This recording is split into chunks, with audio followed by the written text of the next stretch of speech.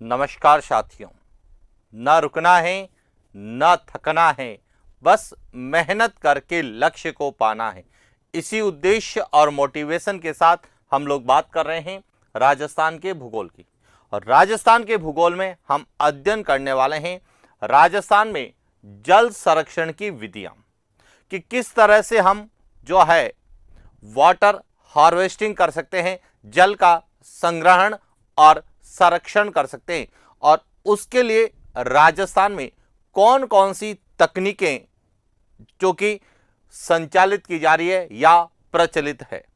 तो जब हम राजस्थान में जल संरक्षण की विधियों के बारे में अध्ययन करते हैं तो सबसे पहले तो हमें पूरे पृथ्वी पर जल के वितरण को समझना जरूरी है।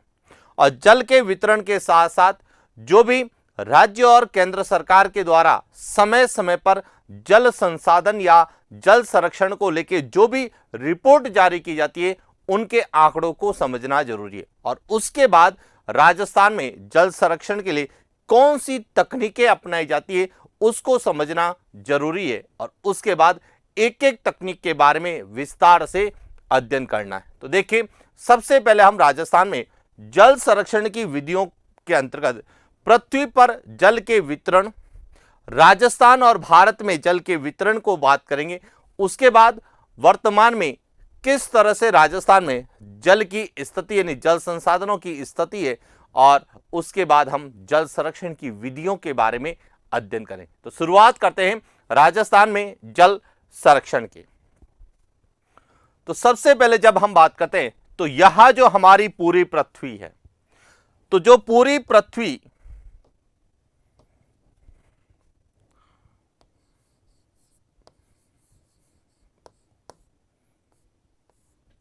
जिसका क्षेत्रफल लगभग कितना है, 51 करोड़ वर्ग किलोमीटर है।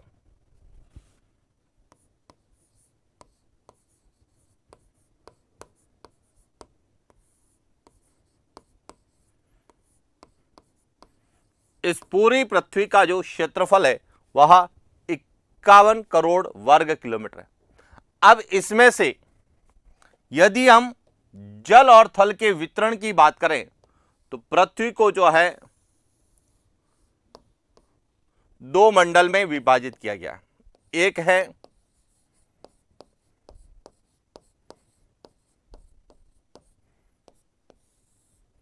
स्थल मंडल और एक है जल मंडल। यानी कि यह जो पूरी पृथ्वी है, इस पृथ्वी को दो भागों में बांटा गया। जो महाद्वीप है, जो स्थल भाग है, उसे हम स्थल मंडल कहते हैं। जो महासागर है, सागर है, खाड़ियां, जो जल राशि क्षेत्र है, उसे हम जल मंडल कहते हैं। और पूरी पृथ्वी का जो स्थल मंडल और जल मंडल का जो प्रतिशत है वह अलग अलग है। पूरी पृथ्वी पर स्थल मंडल कितना है, 29.2%, यानी कि लगभग 30% जो है क्या है, वह स्थल मंडल है। और शेष जो है वह 70.8% जल मंडल, यानी कि पृथ्वी पर जल राशि ज्यादा है और स्थल मंडल यानी कि स्थल भाग कम है। स्थल भाग लगभग 30% है, जबकि यह लगभग 70% के आसपास है। Point clear. अब हमारी जो पूरी पृथ्वी है इसको दो भागों में बांटा गया है। यह है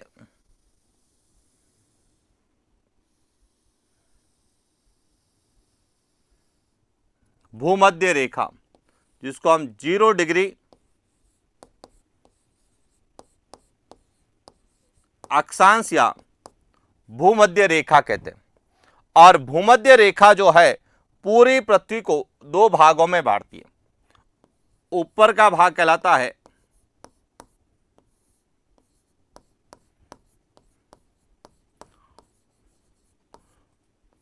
उत्तरी गोलार्ध और इसके दक्षिण का भाग कहलाता है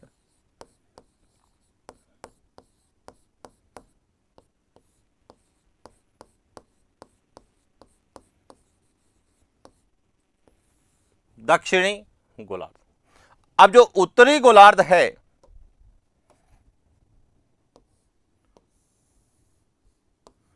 इसमें यदि हम बात करें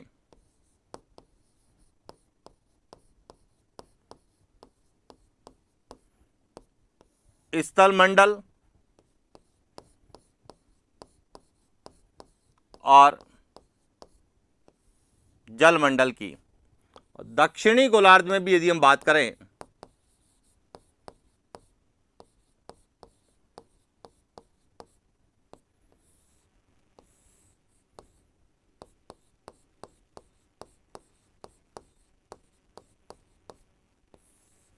पूरी पृथ्वी पर, तो हमने यह कर दिया कि जो पूरी पृथ्वी है उसका 29.2% स्थल भाग है और 70.8% जो है वह जल भाग है।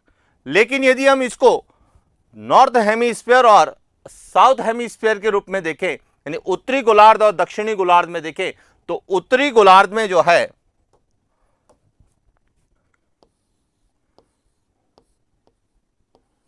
60% आपको क्या मिलेगा, स्थल मंडल, और 40% जो है आपको क्या मिलेगा, जल मंडल। जबकि दक्षिणी गोलार्ध में बात करें तो 19% स्थल मंडल है और 81% जो है वह जल मंडल है। पॉइंट क्लियर हो गया। अब जो हमारे पृथ्वी पर जल है वह क्या स्वच्छ जल है, ताजा जल है, तो इसके बारे में भी हमको समझना है कि पूरी पृथ्वी की यदि हम बात करें तो पूरी पृथ्वी के जल मंडल को हम दो भागों में बांटते हैं। एक भाग कहलाता है महासागरीय जल और एक भाग कहलाता है ताजा जल। तो उसके बारे में भी बात करते हैं।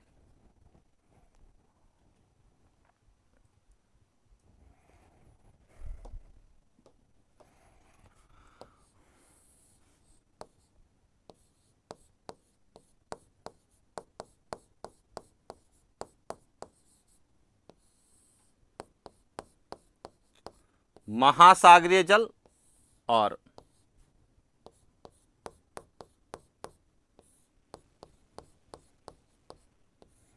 ताजा जल। अब समझना यहां से, महासागरीय जल जो है वह कैसा होता है, खारा, यानी कि पीने योग्य नहीं है। तो महासागरीय जल लगभग कितना है, पूरे पृथ्वी पर जो जल मंडल है उसका 97.39% पानी पीने योग्य नहीं है, महासागरीय जल है, खारा जल है।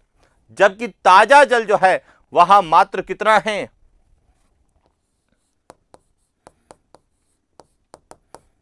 2.75% है। और ताजा जल जो है यहां पृथ्वी पर 3 रूप में मिलता है। कितने रूप में मिलेगा, 3 रूप में आपको मिलेगा। एक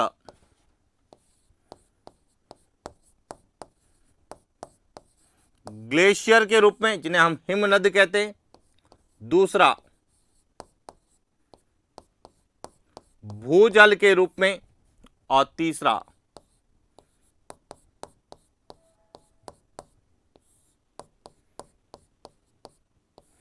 सतही जल के रूप में मिलेगा। तो इस तरह से पूरी पृथ्वी पर जो है जल का वितरण है कि पूरी पृथ्वी का लगभग 29.2% जो है वह स्थल मंडल है, 70.8% जल मंडल है, जिसमें से उत्तरी गोलार्ध में 60% स्थल मंडल है, 40% जल मंडल है। दक्षिणी गोलार्ध में 19% स्थल मंडल है और 81% जल मंडल। यानी कि उत्तरी गोलार्ध में महाद्वीपों का विस्तार ज्यादा है, जबकि दक्षिणी गोलार्ध में महासागरों का विस्तार ज्यादा है। अब जो पूरी पृथ्वी का जल भाग है, जिसे हम जल मंडल के रूप में जानते हैं, यह पूरा पृथ्वी पर जल मंडल है। इस जल मंडल में 97% जो है वह महासागरीय जल है, यानी कि पीने योग्य नहीं है। जबकि ताजा जल जो है वह मात्र जो पीने के काम आ रहा है वह मात्र कितना है, 2.7, जिसमें से ग्लेशियर के रूप में मिलता है जो पिघलने के बाद नदियों का रूप लेती है, कुछ भूजल के रूप में मिलता है तो कुछ सतही जल के रूप में मिलता है। यहां तक तो क्लियर। अब बात करते हैं कि राजस्थान में जब पूरे विश्व में ताजा जल केवल इतना है, तो भारत और राजस्थान के संदर्भ में बात करें कि राजस्थान में जल के वितरण की क्या स्थिति है, जल की क्या स्थिति है। तो देखिए, बात करते हैं राजस्थान में। अब राजस्थान में देखिए, सबसे इंपॉर्टेंट बात क्या है? सबसे इंपॉर्टेंट बात है कि राजस्थान जो है वह क्षेत्रफल की दृष्टि से भारत का सबसे बड़ा राज्य है। यानी कि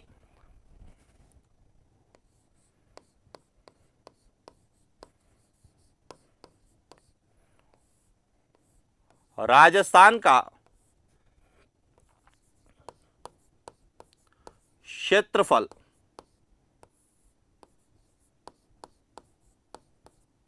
भारत के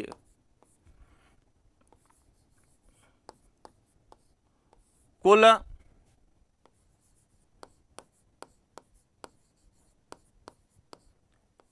क्षेत्रफल का 10.41% है। यानी कि जो पूरे भारत है, पूरे भारत के कुल क्षेत्रफल का राजस्थान में कितना आता है? 10.41% क्षेत्रफल आता है। और क्षेत्रफल की दृष्टि से राजस्थान पूरे भारत का सबसे बड़ा राज्य है। पहला पॉइंट क्लियर हो गया। दूसरी बात करते हैं, राजस्थान में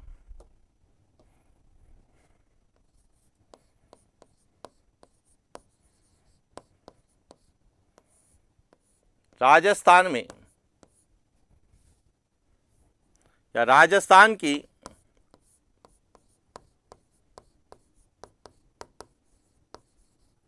जनसंख्या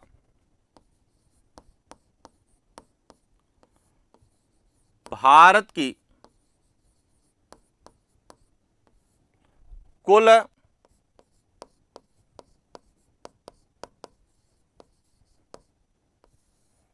जनसंख्या का लगभग 5.67% है। यानी कि भारत की कुल जनसंख्या का राजस्थान में लगभग 5.67% निवास करता है। यानी कि जनसंख्या की दृष्टि से बात करें तो वर्तमान में राजस्थान का भारत में 7वां स्थान है। क्लियर। लेकिन जब हम जल राशि की दृष्टि से बात करें, जल संसाधन की दृष्टि से बात करें,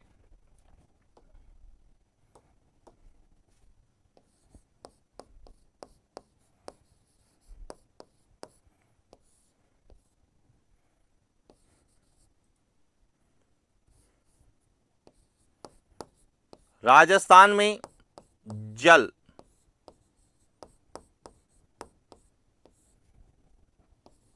भारत की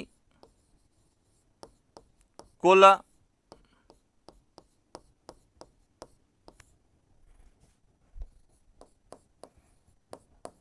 जल राशि का लगभग 1% है। अब देखिए, क्षेत्रफल में सबसे बड़ा है, जनसंख्या में 7वां सबसे बड़ा राज्य है। लेकिन जब हम जल की दृष्टि से बात करें तो राजस्थान में पूरे भारत का मात्र कितना है? 1% जल है। यह ध्यान रखना। जल राशि कितनी है? मात्र 1% जल राशि किस राज्य में है? राजस्थान में। पर अब जो राजस्थान में जल राशि है वह 2 प्रकार से है।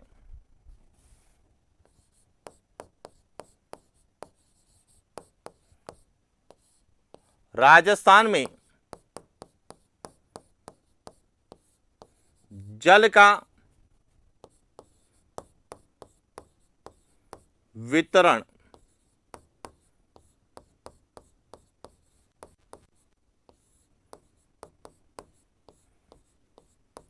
दो प्रकार से। जो 1% जल राशि है वह राजस्थान में दो प्रकार से डिवाइड है। एक तो है भूजल के रूप में और एक है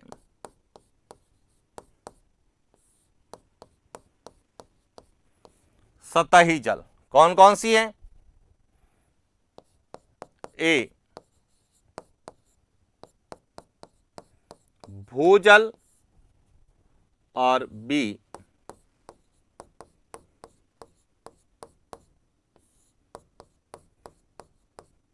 सतही जल।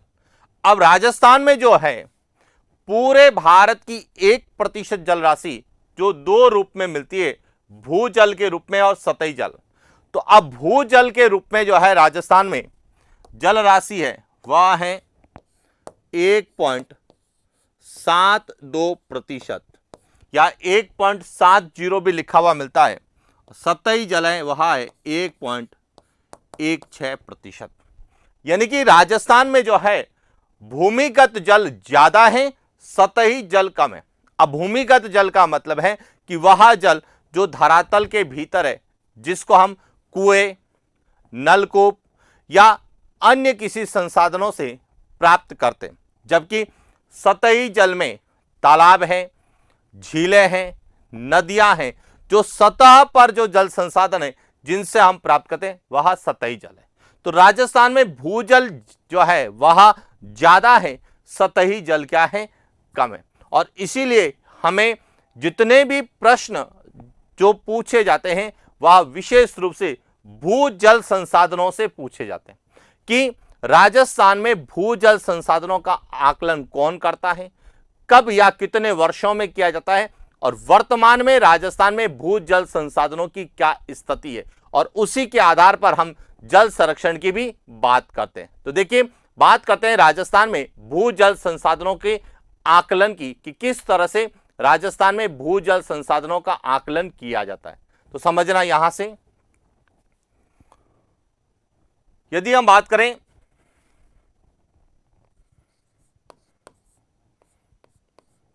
भूजल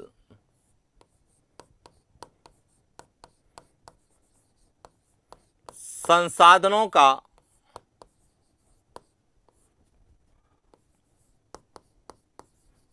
आकलन एक सतत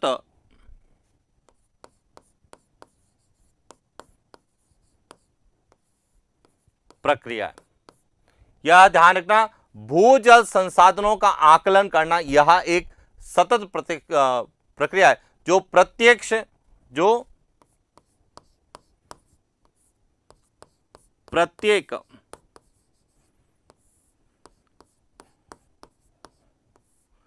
3 वर्ष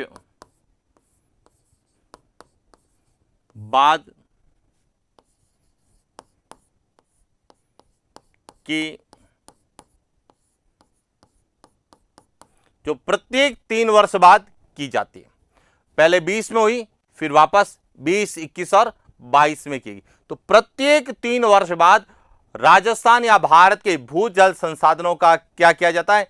आकलन किया जाता है। अब राजस्थान के भूजल संसाधनों का आकलन भारत सरकार की ग्राउंड वाटर एस्टिमेटेड कमेटी के दिशा निर्देशों के अनुसार की जाती है।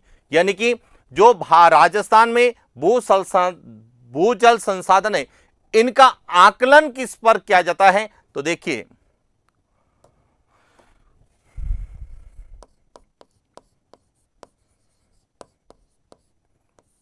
राजस्थान में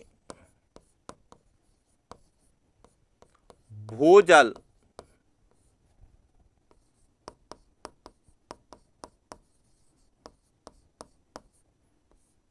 संसाधनों का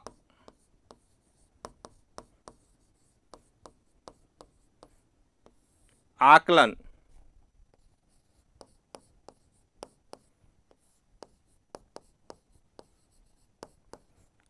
भारत सरकार की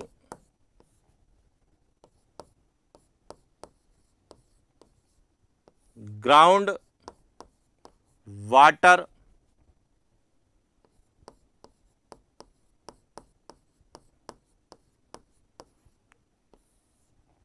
एस्टिमेटेड या एस्टिमेशन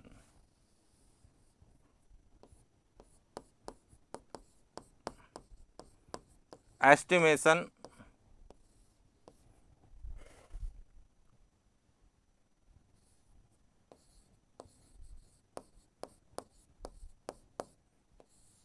कमेटी के दिशा निर्देश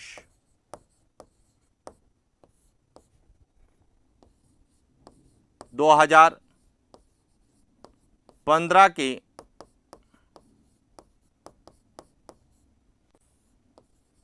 अनुसार कि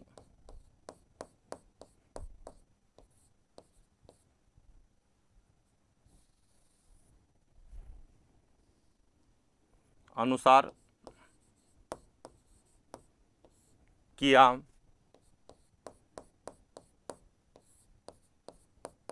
यहां ध्यान रखना कि राजस्थान के भूजल संसाधन जितने भी है उनका आकलन किस आधार पर किया जाता है, तो उसके लिए भारत सरकार की एक कमेटी बनी हुई है जिसे कहा जाता है ग्राउंड वाटर एस्टिमेशन कमेटी, और उसके दिशा निर्देश जो 2015 में जारी किए गए थे उन दिशा निर्देशों के अनुसार ही आकलन किया जाता है। और अभी हाल ही में वर्ष 2022 में इसकी यानी कि भूजल संसाधन आकलन की नई रिपोर्ट जो है वह प्रकाशित की गई है। 28 सितंबर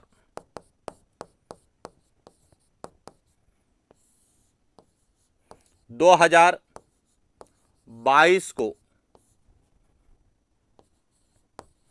भू जल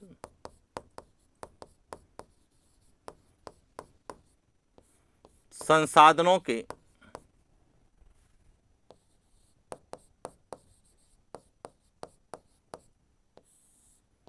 आकलन की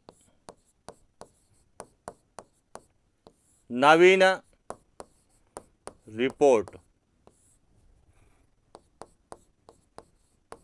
प्रकाशित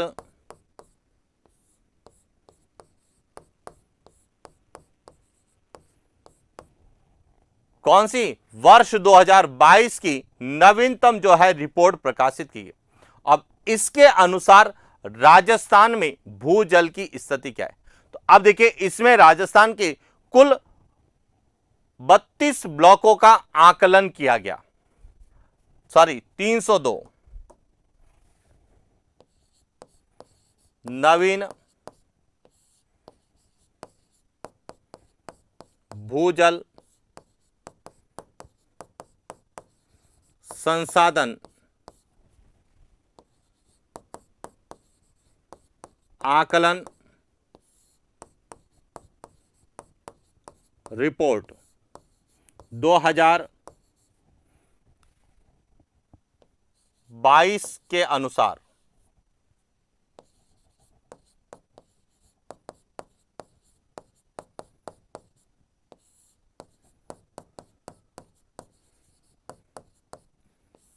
राजस्थान के 302 ब्लॉक का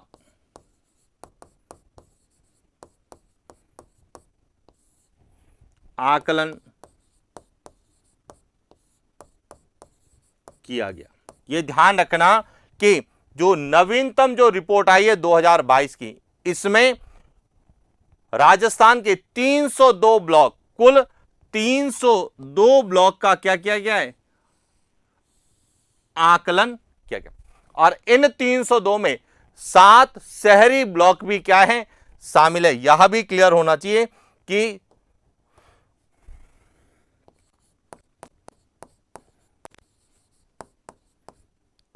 राजस्थान के 302 ब्लॉक में 7 शहरी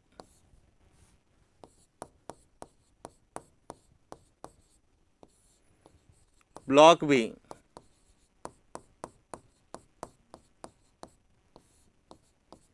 शामिल है। यानी कि इसमें 7 शहरी ब्लॉक भी है।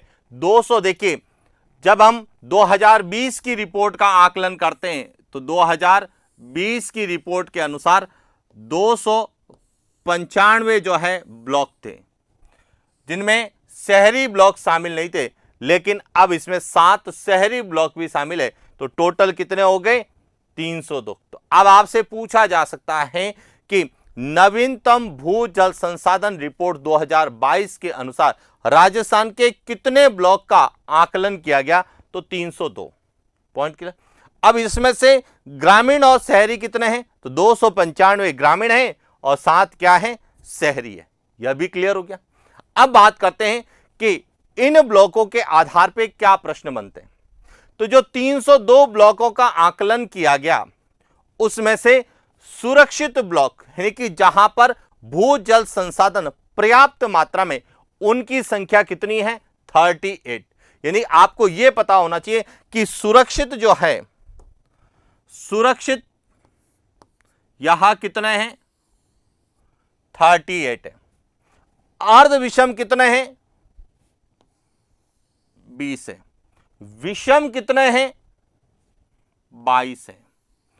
और अति दोहित कितने हैं? 219 है। और लवणीय कितने हैं? 3 है। एक तो यहां आपको क्लियर होना चाहिए कि इस रिपोर्ट 2022 की रिपोर्ट के अनुसार राजस्थान में सुरक्षित ब्लॉक 38, अर्ध विषम 20, विषम 22 और अति दोहित, यानी अति दोहित यानी कि जहां पर भू जल संसाधन का बहुत ज्यादा दोहन कर लिया गया है या भू जल संसाधन का अति दोहन हुआ है, ऐसे ब्लॉक सबसे ज्यादा है। अब यदि हम 2020 और 2022 की तुलना करें तो सुरक्षित 337 से सुरक्षित 37 से अब कितने हो गए? 38। तो कोई ज्यादा परिवर्तन नहीं हुआ है। अर्ध विषम 29 से अब कितने हो गए? 20। इसका मतलब कमी हुई है। विषम पहले 23 थे, अब 22 है, तो ज्यादा कमी नहीं हुई। लेकिन बात करें अति दोहित की, यहां ध्यान रखना, अति दोहित में पहले 203 थे, अब कितने हैं? 219 है। इसीलिए एक तो ये आंकड़ा आपको पता होना चाहिए कि इसमें तो क्या हुई है? वृद्धि हुई है। और एक आपको यह पता होना चाहिए सुरक्षित में कितनी वृद्धि हुई है। तो इन पर विशेष रूप से और आपसे प्रश्न यही पूछा जाएगा कि भू जल संसाधन आकलन रिपोर्ट 2022 के अनुसार राजस्थान में सर्वाधिक ब्लॉक किस श्रेणी में आते हैं? सुरक्षित, अर्धविषम, विषम या अति दोहित? तो सबसे ज्यादा किस में आते हैं? अति दोहित। या फिर 2020 की तुलना के संदर्भ में पूछा जाएगा कि सर्वाधिक वृद्धि किस में दर्ज की गई है? तो सर्वाधिक वृद्धि तो अति दोहित में हुई है। और सर्वाधिक कमी किस में दर्ज की गई है? तो अर्धविषम में। सर्वाधिक कमी पूछा जाएगा तो किसमें? अर्धविषम में सर्वाधिक कमी दर्ज की गई है। पहले 29 थे, अब कितने हो गए हैं? 20। तो ये ध्यान रखना, अति दोहित और अर्धविषम, इन दोनों को लेके प्रश्न हमसे पूछे जाते हैं। और ये सब जो है राजस्थान की आर्थिक समीक्षा 2022-23 के अनुसार हम लोग अध्ययन कर रहे हैं, जो कि एक ऑथेंटिक डाटा है। और उसी के आधार पर हमें ये ज्योग्राफी में भी पूछे जा सकते हैं और कृषि और संबंध क्षेत्र इकोनॉमिक्स में भी पूछे जाते हैं। राजस्थान की अर्थव्यवस्था के अंतर्गत कृषि और संबंध क्षेत्र है, उसके अंतर्गत भी जो है भूजल की स्थिति के संदर्भ में पूछे जा सकते हैं। तो यह करंट का भी प्रश्न बन सकता है और साथ ही साथ जो है, क्योंकि यह नवीनतम रिपोर्ट है, इसीलिए इसके प्रश्न पूछे जाने की संभावना। तो अब आपको एकदम क्लियर हो चुका होगा कि राजस्थान में जो है भूजल संसाधन की क्या स्थिति है, क्योंकि राजस्थान में भूजल सतही जल से क्या है? ज्यादा है। और इसीलिए भूजल संसाधनों की आकलन रिपोर्ट के आधार पर हमें ब्लॉक्स पूछे जा सकते हैं और किसमें कितने ब्लॉक हैं यह भी पता होना चाहिए। विशेष रूप से सुरक्षित, अति दोहित, अर्धविषम और विषम। लवणीय ब्लॉक 3 है, तो पहले भी 3 थे और वर्तमान में भी 3 है। क्लियर हो गया? अब इससे यह क्लियर होता है कि राजस्थान में अति दोहित जो है ब्लॉक ज्यादा है, या राजस्थान में जो है जल संसाधनों की क्या है? कमी है। और इसका सबसे बड़ा कारण है वह है वर्षा की अनियमितता, अनिश्चितता, अकाल और सूखे की स्थिति। जिसके कारण यहाँ पे जल संसाधनों की कमी है।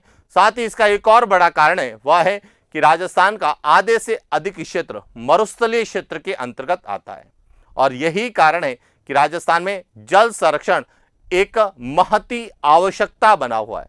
तो अब हम बात करते हैं राजस्थान में जल संरक्षण, क्योंकि हमारे सिलेबस का जो टॉपिक है वह है राजस्थान में जल संरक्षण की विधियां।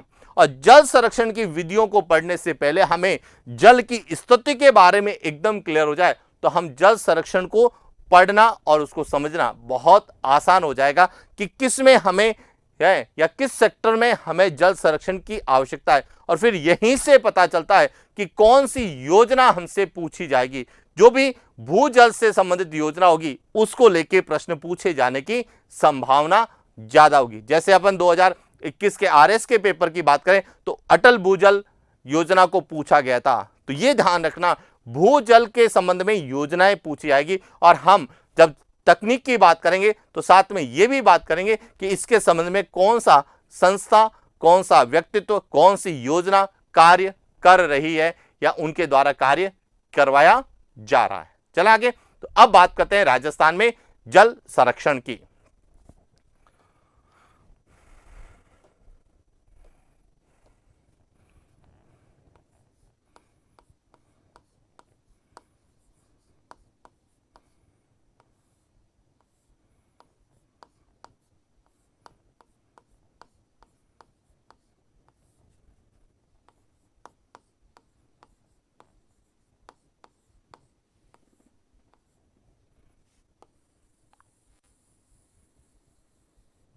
अब देखिए, राजस्थान में जल संरक्षण को पढ़ने से पहले हमें जल संरक्षण का अर्थ पता होना चाहिए। जल संरक्षण का अर्थ पता होना चाहिए।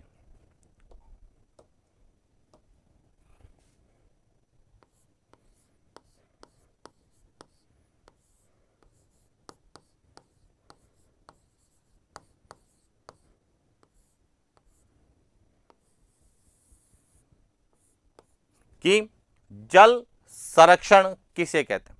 तो जल संरक्षण अपने आप में एक टेक्नोलॉजी है, एक पद्धति है, एक टेक्निक है जिसमें हम जल का अनुकूलतम उपयोग कर सकें और आने वाली पीढ़ी यानी कि भविष्य के लिए योजनाबद्ध तरीके से योजनाबद्ध और संभावित तरीकों से जल का हम बचाव या संरक्षण कर सकते हैं। उसे हम क्या कहते हैं? जल संरक्षण कहते हैं। जल संरक्षण क्या है? तो देखिए, वह पद्धति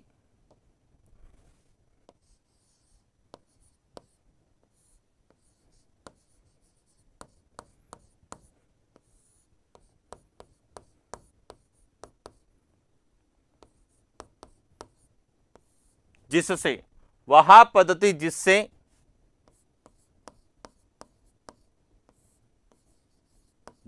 जल का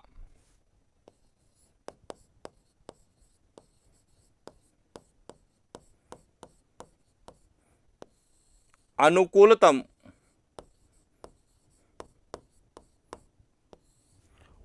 उपयोग कर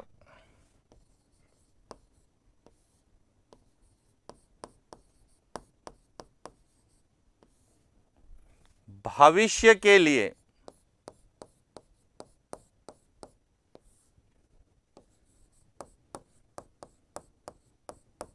योजनाबद्ध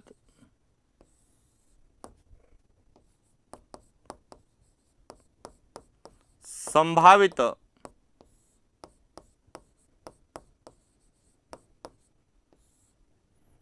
तरीकों से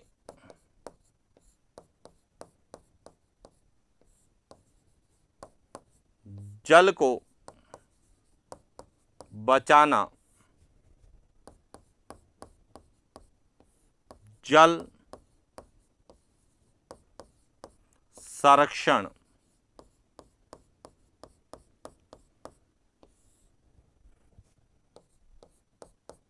कहलाता है। पहला पॉइंट क्लियर हो गया। जल संरक्षण किसे कहेंगे? कि जल संरक्षण का मतलब है कि ऐसी कोई भी पद्धति जिसके द्वारा हम जल का अनुकूलतम उपयोग कर सकते हैं अपनी आवश्यकताओं की पूर्ति के लिए, साथ ही भविष्य के लिए भी हम जो है जल को बचा सकें, ऐसा करना ही क्या कहलाता है? जल संरक्षण कहलाता है। अब बात आता है कि राजस्थान की बात करें तो राजस्थान में जल संरक्षण की विधियों को हम दो भागों में विभाजित करते हैं।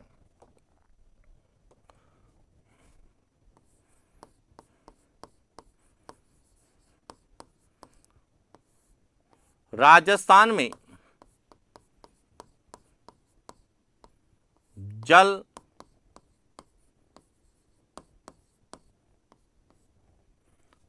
संरक्षण की विधि या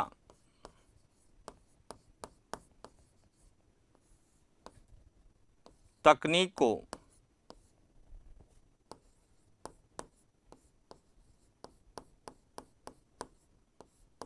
दो भागों में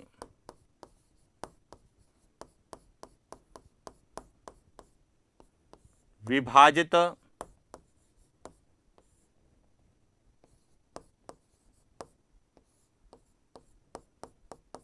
किया गया। कितने भागों में? दो भागों में विभाजित किया गया। कौन कौन सी है? देखिए, एक तो है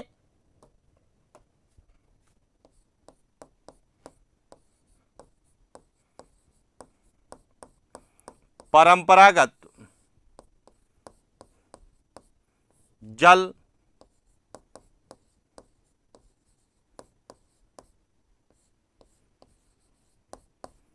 संरक्षण की विधियां, और दूसरा है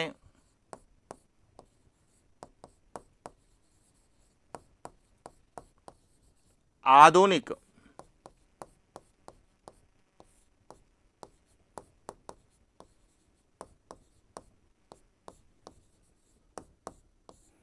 जल संरक्षण की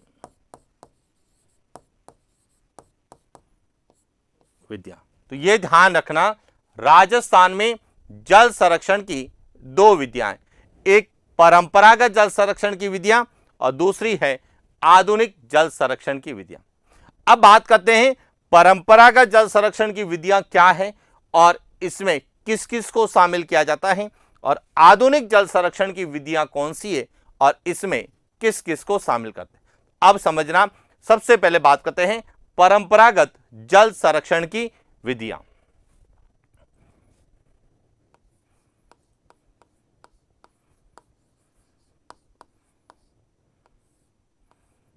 राजस्थान में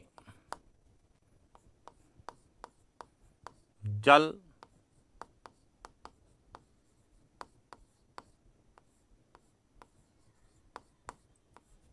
संरक्षण की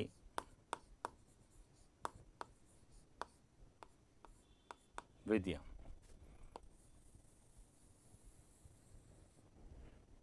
सबसे पहले ए,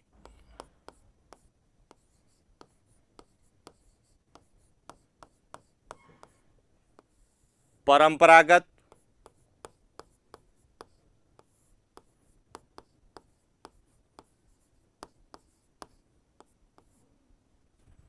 जल संरक्षण की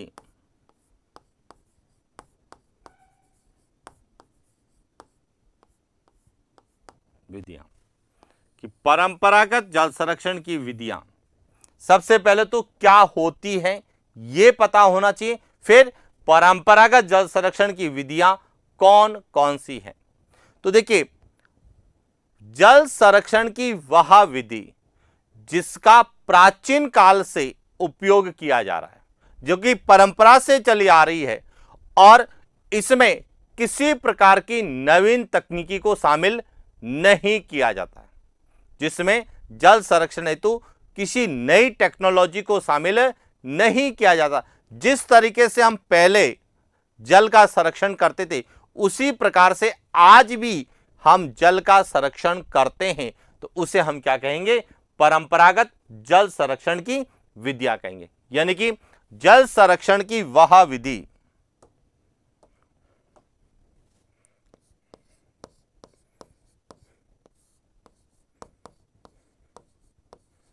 जल संरक्षण की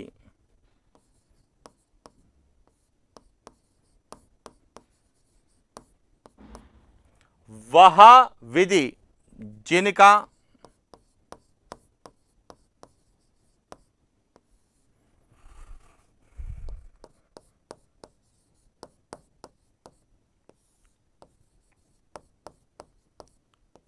प्राचीन काल से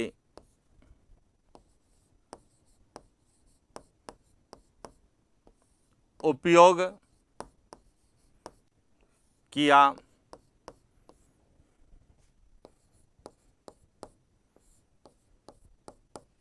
जा रहा है, यानी कि जिनका हम प्राचीन काल से उपयोग कर रहे हैं और जिसमें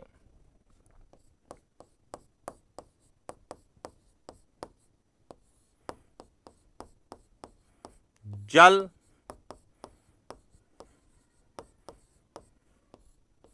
संरक्षण हेतु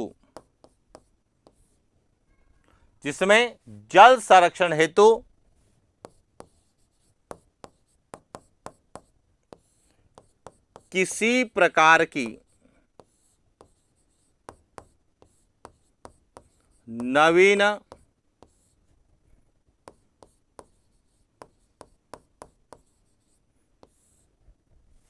तकनीक को शामिल नहीं किया जाता है। परंपरागत जल संरक्षण की विधि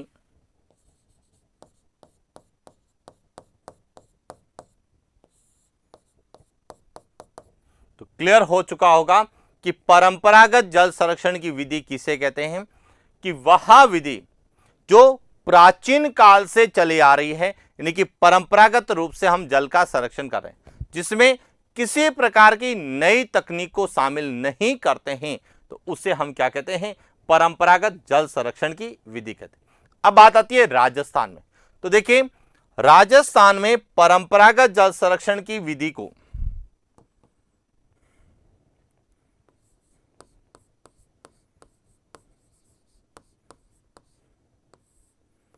राजस्थान में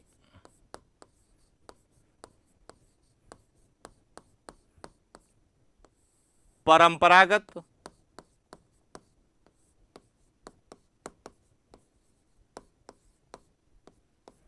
जल संरक्षण की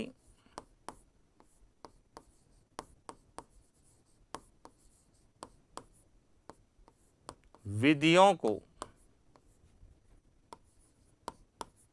दो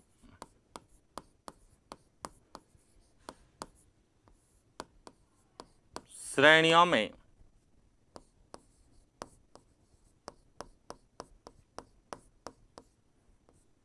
विभाजित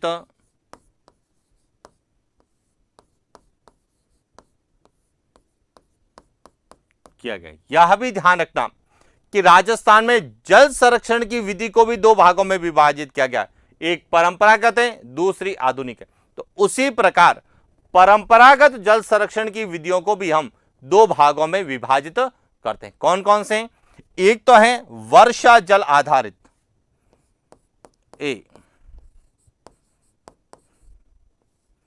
वर्षा जल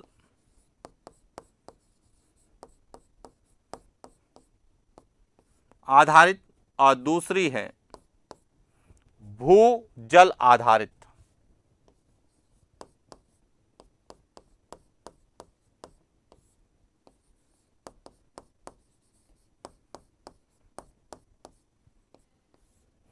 अब वर्षा जल आधारित और भूजल आधारित में अंतर क्या है? वर्षा जल आधारित का मतलब होता है ऐसी विधि जिसके द्वारा वर्षा के जल का संरक्षण किया जाता है। वर्षा जल संरक्षण के लिए जो विधि अपनाते हैं उसे हम वर्षा जल आधारित परंपरागत जल संरक्षण की विधि कहते हैं। और जिसमें भूमिगत जल को यदि या भूमि के जल को संरक्षित करते हैं तो उसे हम भूजल आधारित परंपरागत जल संरक्षण की विधियां कहते हैं। अब देखिए वर्षा जल संरक्षण में कौन कौन सी आती है। तो वर्षा जल संरक्षण में बात करें तो एक तो है आगोर, आगोर है, मदार हैं, टांका है, नाडी है, टोबा है,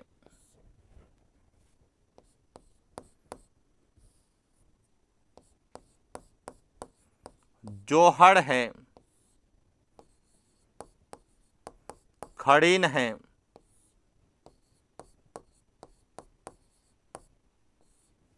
नेष्टा है। ये सब जो है किसके अंतर्गत आती है? वर्षा जल आधारित, यानी कि जिसमें वर्षा जल का संरक्षण होता है। इसमें एक और है झालरा।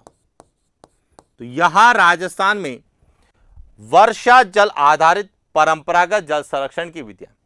और यदि हम भूजल की बात करें तो इसमें जो आते हैं भूजल के अंतर्गत, एक तो है तालाब,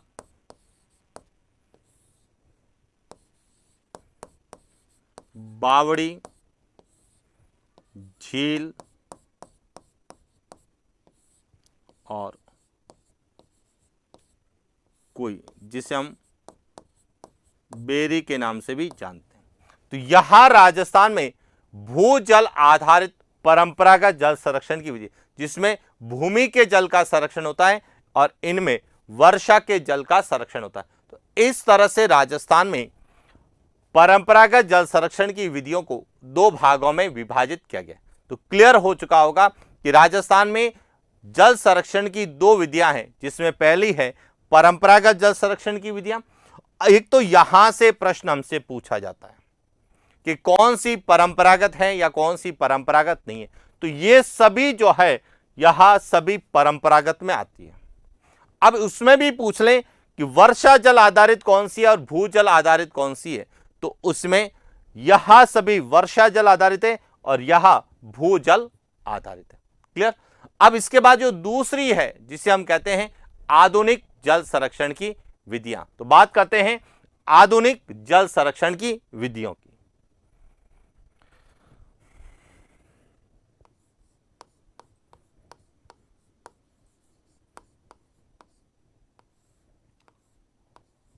राजस्थान में जल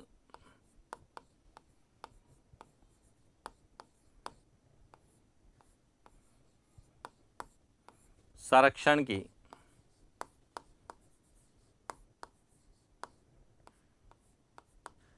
विधियां,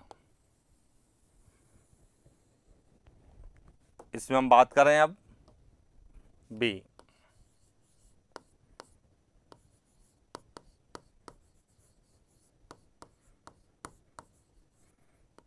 आधुनिक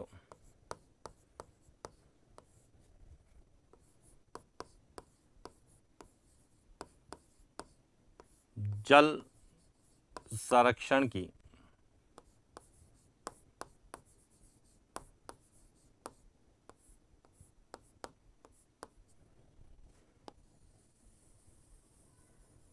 अब आधुनिक जल संरक्षण की विधियां किसे कहेंगे? कि वे विधियां जो प्राचीन काल से उपयोग में नहीं ला रहे, यानी कि जिनका विकास मानव ने बाद में किया और मानव के द्वारा नवीन और आधुनिक तकनीकी का उपयोग कर जल का संग्रहित करता है और उसको प्रयोग में लाता है, तो उसे हम क्या बोलते हैं? आधुनिक जल संरक्षण की विधियां। तो पहले तो आधुनिक जल संरक्षण की विधियां क्या है?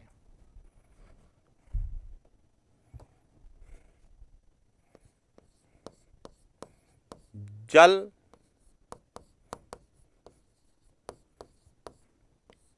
संरक्षण की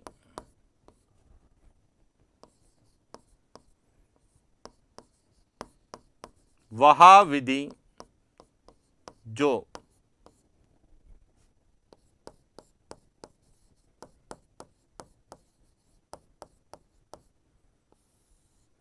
प्राचीन काल से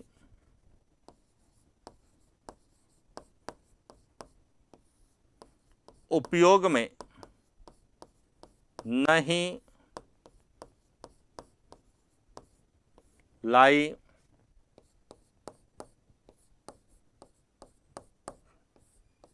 जा रही। पहला तो ये होना चाहिए कि जो प्राचीन काल से उपयोग में नहीं लाई जा रही। और जिसमें मानव द्वारा नवीन एवं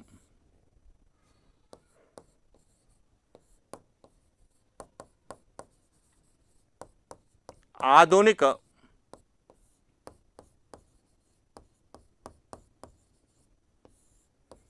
तकनीक का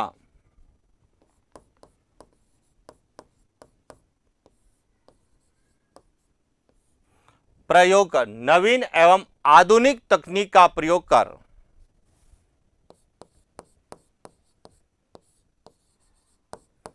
जल को संग्रहित एवं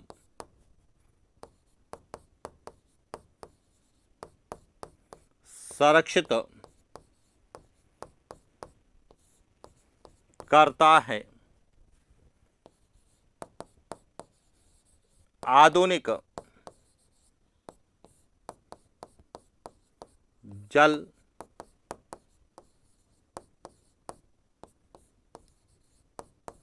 संरक्षण की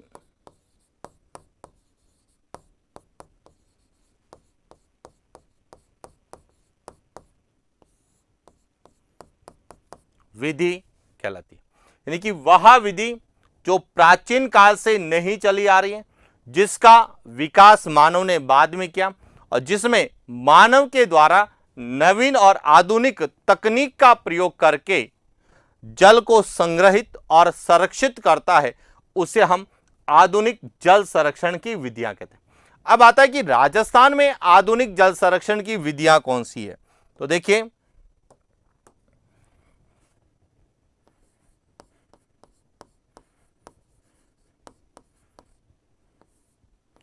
राजस्थान में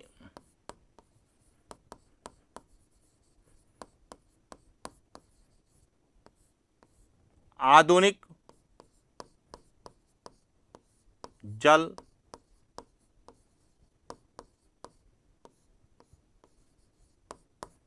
संरक्षण की राजस्थान में आधुनिक जल संरक्षण की विधियां कौन सी हैं। तो सबसे पहली जो विधि है वह है रेन वाटर हार्वेस्टिंग।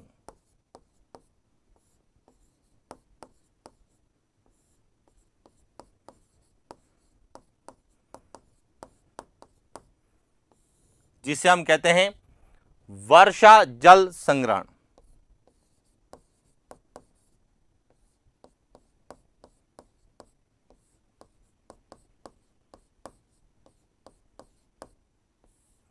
दूसरी है शुष्क कृषि पद्धति।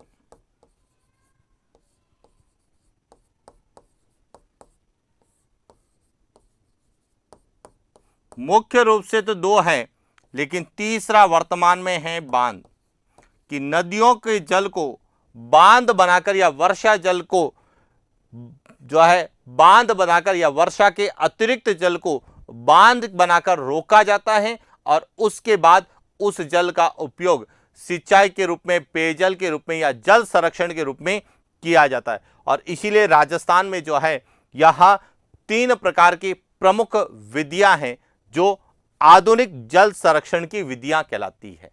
क्लियर हो गया। जैसे उदाहरण के रूप में मैं आपको बता देता हूं कि आप कहेंगे सर बांध तो जो है हम ऊर्जा संसाधन के रूप में या सिंचाई परियोजनाओं में पढ़ते हैं, लेकिन बांध सिंचाई परियोजनाओं के अलावा यहां जल संरक्षण की आधुनिक विधि भी है। जैसे आपने करंट अफेयर्स को पढ़ा होगा, सुना होगा कि राजस्थान के धौलपुर जिले में चंबल नदी पर एक परियोजना बनाई जा रही है जिसे काली तीर परियोजना के नाम से हम लोग जानते हैं।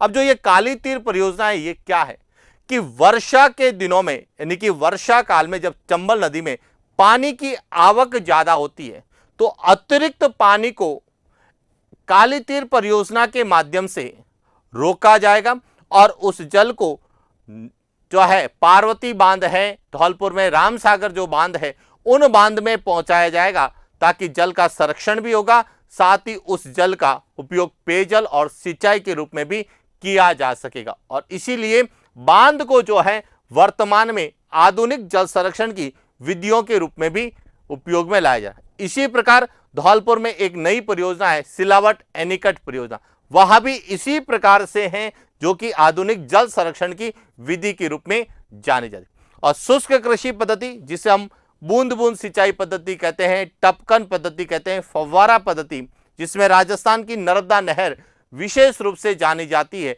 इसी प्रकार जो है परवन परियोजना के अंतर्गत भी बूंद बूंद सिंचाई पद्धति यानी कि शुष्क सिंचाई पद्धति का प्रचलन शुरू किया गया है। तो इस कारण जो है यह शुष्क पद्धति, बांध और रेन वाटर हार्वेस्टिंग जो कि घरों में वर्षा के जल को संरक्षित कर किया जा सकता है, जिसके परिणाम स्वरूप हम जल संसाधनों में जल स्तर को बढ़ा सकते हैं और साथ ही भूमिगत जल के स्तर को भी बढ़ा सकते हैं। तो ये जो है राजस्थान में आधुनिक जल संरक्षण की विधियां। तो अब हमें इन विधियों के बारे में एग्जाम में पूछा जाएगा, क्योंकि हमारे सिलेबस में राजस्थान में जल संरक्षण की विधियां हैं। तो आपको एक तो ये पता होनी चाहिए आधुनिक जल संरक्षण की विधियां कौन सी हैं, और दूसरी आपको ये पता होनी चाहिए कि परंपरागत जल संरक्षण की विधियां कौन सी।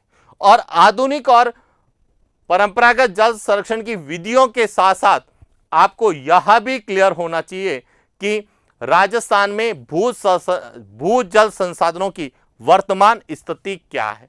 और इन तीनों को यदि आपने अच्छे से समझ लिया तो आपका यदि करंट से प्रश्न पूछा जाएगा यानी कि भू जल संसाधन के आकलन से प्रश्न आएगा तब भी हमारा सही हो जाएगा, और जल संरक्षण की विधियों से यदि प्रश्न आएगा तब भी हमारा क्लियर होगा। तो ये था आज का हमारा सेशन जिसमें हमने राजस्थान में जल संरक्षण की विधियां कौन सी है और राजस्थान में भूजल संसाधन की वर्तमान स्थिति क्या है उस पर हमने बात की। आगे हम इन विधियों के बारे में विस्तार से अध्ययन करने वाले हैं। तो आज के लिए इतना ही, मिलते हैं नेक्स्ट क्लास। Thank you.